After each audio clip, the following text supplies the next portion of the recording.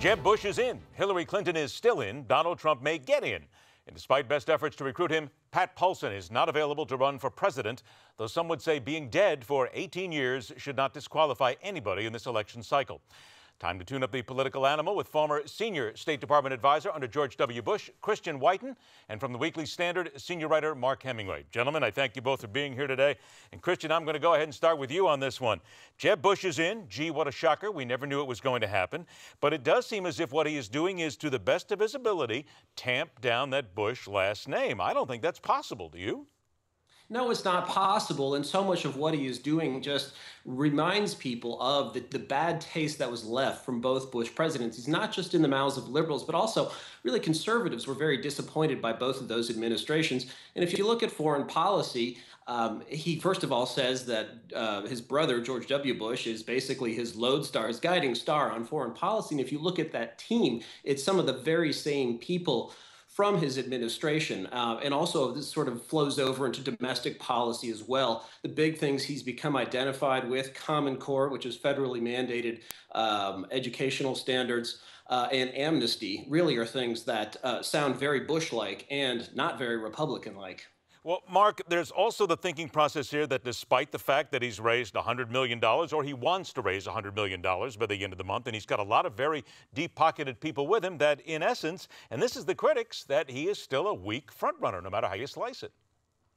I think that's very true. I mean, I think the rules have been changed in the era of the internet. It doesn't take a lot to get attention the way that it used to. You know, it used to be that you could, bombard the airwaves with ads that were expensive and you would get some traction. And I think that particularly in the smaller primary contests like Iowa or New Hampshire, where you have these people that expect, to meet the candidates, up close and personal, having money in a high profile doesn't really mean a lot at this stage in the game. We're not discounting him, but let's be very honest here. There's a lot of work for him to do. Speaking of work, Hillary Clinton got to work over the weekend on Roosevelt Island, just outside New York City. Really upset a lot of friends of mine in Midtown when the traffic patterns had to change because of this. That's another story. Mark, to you first. This speech was just so vague. It seemed so plastic. It just seemed as if it was all by rote. And to be very honest, she didn't say much, did she? No, I think you're exactly right. And I think that this should start to send some fear into Democrats. What is her reason for running? I mean, beyond, having a name and a network again. If Jeb Bush is a weak front runner, then Hillary Clinton is not just a weak front runner, she's the only front runner for the Democrats. And I'd be really worried about that. Like, what's her message? I mean, what about her personal story and experience connects to ordinary Americans? And what message is she going to sell them that isn't totally at odds with her political career and all of the scandals swirling around her? This was her chance to step up. Again, she was given a mulligan. I mean, everybody knew she was running. And now she goes and says, well, I'm going to, do another big campaign announcement. And, she staged it elaborately and did all these things and led everything up to this moment where people are going to pay attention. Like, what's her reason for running? And she didn't give a reason. Christian, short on specifics. And just like Jeb Bush, she seems to be trying to tamp down the whole Clinton name as well, focusing on her mother. Really nice, very warm, but Americans don't want to hear this anymore. They need to hear something of substance.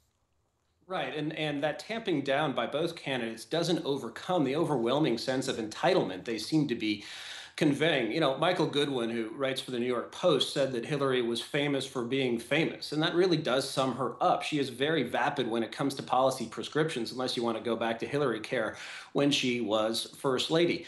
The University of Iowa has political futures markets, people actually betting on who's going to win. This still shows a prediction that Democrats will win the White House, and this boggles my mind when you see Hillary and her complete inability to, or unwillingness to name any policy, anything she really stands for, aside from these bromides. And I think Democrats are going to panic over the next couple of months when reality catches up and that conventional wisdom that Hillary is somehow a juggernaut is just going to erode. 2 minutes left. Christian, here comes the juggernaut on the GOP side. Donald Trump says he is going to make America great again when he announces on Tuesday. There seems to be a lot of discussion here. Some said, do you think he'll run? Do you think he'll not run?